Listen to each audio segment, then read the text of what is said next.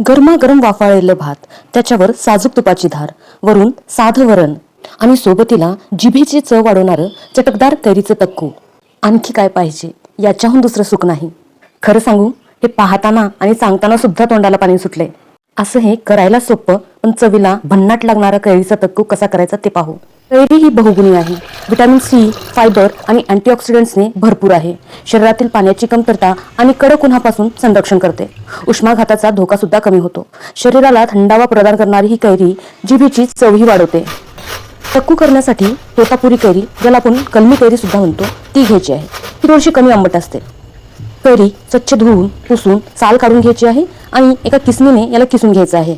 यात पाव चमचापेक्षाही कमी हळद, पाव चमचा जिरेपूड, पाव चमचा धनेपूड, 1 चमचा लाल तिखट आणि चवीपुरतं मीठ घालून सगळं व्यवस्थित मिक्स करून घ्यायचं आहे.